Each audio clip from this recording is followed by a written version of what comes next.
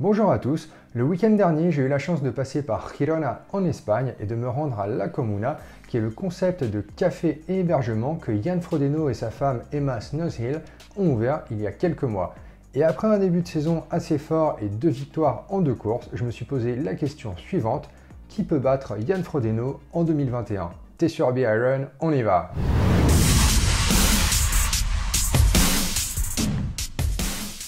Content de vous retrouver et comme d'habitude, si ce n'est pas déjà fait, n'oubliez pas de vous abonner à la chaîne pour nous soutenir et ne rien rater de nos prochaines vidéos. Retour à la maison, après un petit détour par Girona, la ville est située en Catalogne dans le nord-est de l'Espagne et est devenue depuis quelques années une destination où beaucoup de triathlètes pros ont décidé d'aller habiter, ou bien d'anciens pros comme Marcel Zamora qui a gagné 5 fois l'Ironman de Nice et 6 fois l'Ambraman sont originaires. C'est notamment le cas de Vincent Louis du couple Frodeno et aussi de Nick Castellane qui est le partenaire d'entraînement de Jan Frodeno et qui d'ailleurs a récemment fini 3e au Challenge Mogan sur l'île de Gran Canaria. Et donc dans la vieille ville de Girona, on peut trouver le concept café hébergement ouvert il y a quelques mois par le couple Frodeno, dans lequel on va également trouver un magasin Ryzen, qui est la marque de vêtements que porte Jan Frodeno et dont il est d'ailleurs l'un des co-associés. Et du coup, entre 2 tasses de café Frodissimo, je me suis posé la question de savoir qui pouvait en 2021 battre Jan Frodeno. Et la question est plutôt légitime, car depuis un moment, toutes les courses auxquelles il a participé, eh bien, il les a tout simplement toutes gagnées depuis le 14 octobre 2017, quand il avait dû terminer Kona en marchant à cause d'un problème de dos. Il n'avait pas participé à une compétition depuis sa victoire à Kona en 2019 et il a tout simplement découpé la concurrence au Challenge Miami le 12 mars dernier et il a remis le couvert au Challenge Mogan le 24 avril. Et pour moi, l'impression que j'ai lorsque j'évoque Jan Frodeno, c'est vraiment une impression de contrôle. Ce n'est pas uniquement durant les courses, mais aussi en termes d'image où il contrôle parfaitement son image sur les réseaux sociaux et également concernant tous ses sponsors.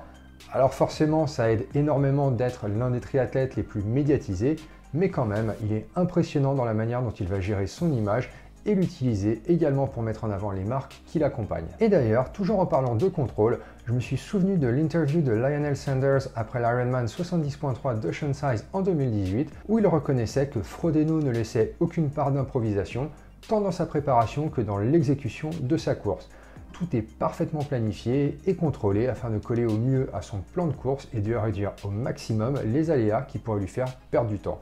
Et on l'a bien vu à Miami et à Gran Canaria, où en gros il sort dans les 2 premiers du segment natation, contrôle toujours le segment vélo pour être là encore dans les 2 ou 3 premiers à chaque instant, et prend généralement la tête de la course pour ne plus la lâcher au début de la course à pied. Il faut aussi dire que dans sa sphère, où tout apparaît très contrôlé, il choisit également très bien les courses auxquelles il va participer.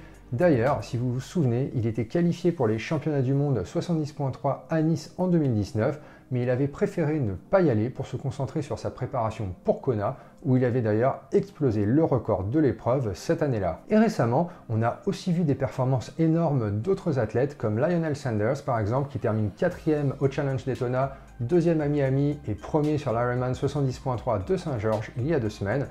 Il y a une énorme différence entre Sanders et Frodeno, là où Sanders va généralement sortir de l'eau avec 2 minutes de retard sur les premiers et va devoir renvoyer comme un cochon pendant toute la partie vélo et la course à pied pour refaire son retard, Frodeno va généralement se contenter de rester aux avant-postes en natation et en vélo et il va tout simplement déposer tout le monde durant la course à pied pour généralement finir avec une avance confortable sur le 2e. Et dans une interview après l'arrivée du Challenge Mogan, je crois que d'ailleurs c'était pour un média espagnol, Pablo Dapena, qui est arrivé 2e après avoir bien tenu pendant la partie course à pied et même avoir réussi à remonter à la 2e place après avoir été doublé un moment par Patrick Lang, disait que selon lui, seul Alistair Brownlee serait éventuellement capable de battre Frodeno.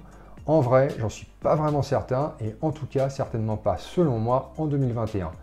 Alors c'est clair que c'est un excellent athlète, double champion olympique et un record sur Ironman à 7h45 en Australie en 2018 et il est arrivé 2 fois second au championnat du monde 70.3 en 2018 et 2019, mais à la différence de Frodeno, c'est un athlète qui sur 70.3 et Ironman ne fait pas réellement preuve de constance.